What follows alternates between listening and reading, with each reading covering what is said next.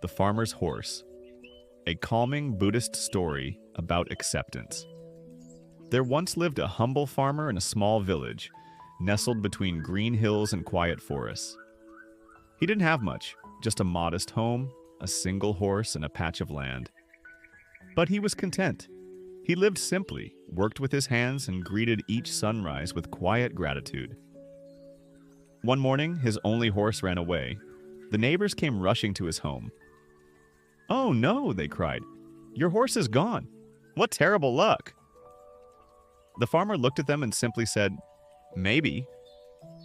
Maybe not." The neighbors were confused.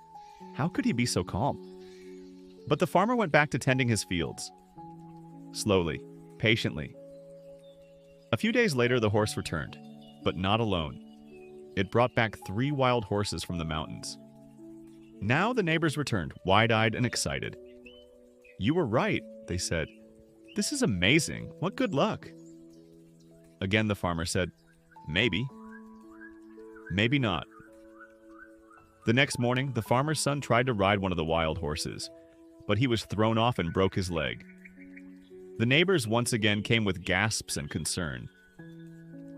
"Oh no," they said. "This is awful, your poor son. Such bad fortune." And once again, the farmer said quietly, "Maybe. Maybe not." A week later, soldiers arrived in the village. A war had begun in the distant kingdom, and they were taking every young man to join the army.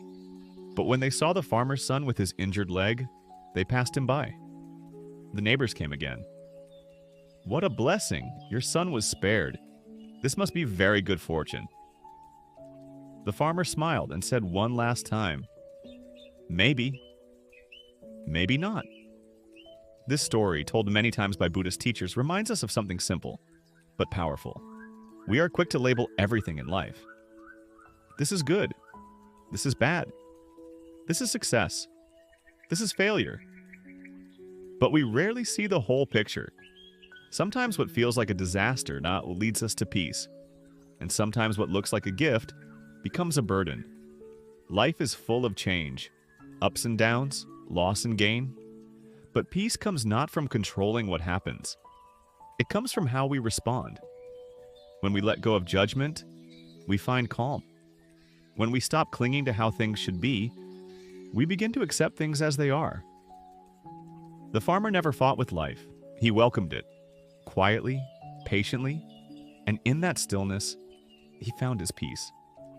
So the next time something happens, something unexpected, unfair, or uncertain, pause, breathe, and instead of reacting with panic or judgment, just say, "Maybe, maybe not," and return to the moment, because often that's where peace is waiting. And that, my friend, is the story of Aaron and the beautiful silence he found inside. If you've ever carried fire, know that you're not alone. And like Aaron, you too can let it go. Breathe, begin again. Subscribe for more stories that calm the heart.